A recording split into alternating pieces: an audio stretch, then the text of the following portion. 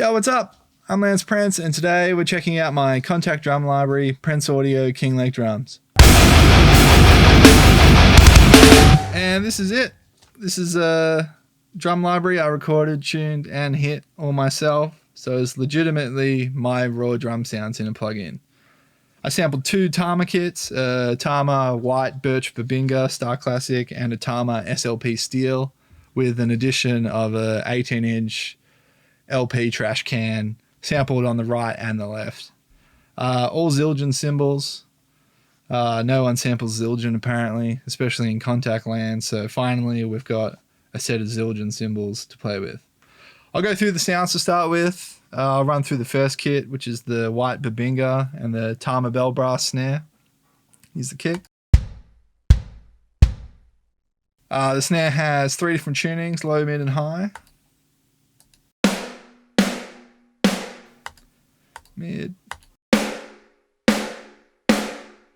high, and then two rack toms, two floor toms. I try to tune the toms in a very melodic way, sort of like an orchestra of toms. So you can use any combination and it sort of just sounds like notes on a guitar almost. I think they're fourths between each other. And the next kit is the Steel, which is two traditional toms, a rack and a floor, and then the two trash cans on the right and the left. Here's the kick.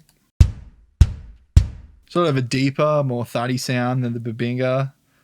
Pork pie snare, which is Pork Pie Bob. It's a rip-off of a Ludwig Black Beauty. It's a low tuning. Mid. Deathcore high. Love the ping. Here's the toms. I gotta change the panning for the right one. So the 18s are sort of not to be there as your traditional rack 4 4 4 4. Sort of just big jungle drums, just doof doof, you know. Make breakdown build-ups really sick, or just hits even in heavy parts, just super thuddy, super subby. We'll check out the cymbals now. The hi-hats is 14Ks. Splash is A custom 10-inch.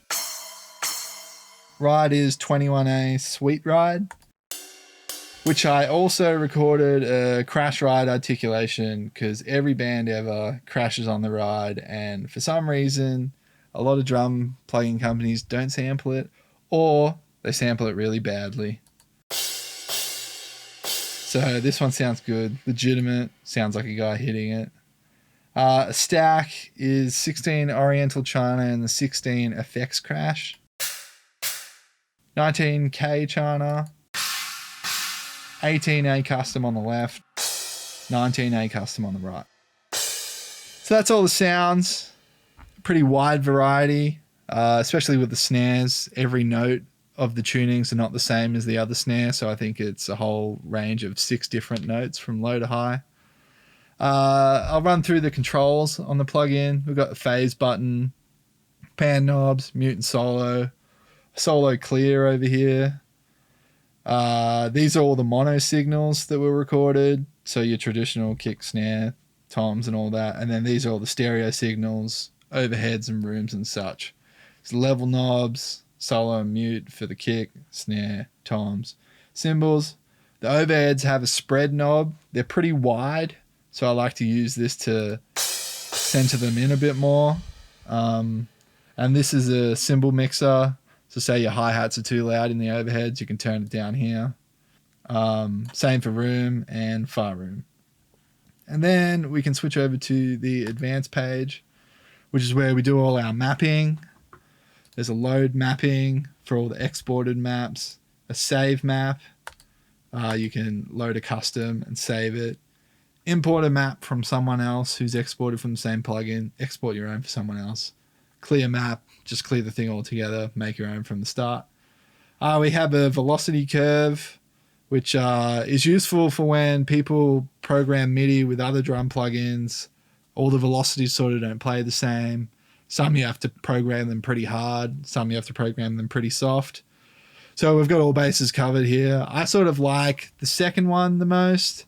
Seems to feel the most natural in the MIDI. But yeah, this is useful for if you get MIDI off something else and then don't want to go through adjusting velocities all the way. You can just click one of these and see which feels best. We also have a attack, hold, and decay for all the shell mics, rooms and overheads included. This is useful for toms in particular, when toms ring out too much. There's not really a great solution for MIDI like program drums, because if you set a gate, you might miss all the soft hits. Like, you don't vet the MIDI as much as you do with real drum signals. Like, you can see the audio, you can cut it, you can fade it, all that sort of stuff. So this is a good way to control the decay without having to gate and everything. So for example, say you've got the 16 Bubinga. It rings for a fair while, and having that in your mix is going to muddy it up real fast, especially across 4 toms. So if I turn all the hold down and turn the decay around about a second, just makes it way tighter. You can obviously tailor this with compression as well. Compression will sort of make the tail act longer, and you might need an even shorter value or a longer value, either or. But that's pretty much all the features covered. It's the plugin. Everything mainly on the first page. It was important to me to have that so you're not cycling through pages trying to route stuff or get your head around it. Everything is what you see. Change the drums on the first page, route everything on the first page, change levels on the first page. And I feel like that's just super important for workflow and just getting into making sounds quickly. But I really enjoy this plugin. I use it a lot for my stuff. I'm keen to see what sort of sounds other people get out of it, and keen to hear the demos and the mixes. Thanks for checking it out. Links in my bio, links on Facebook. I'll share it around, and let me know what you think. Thanks.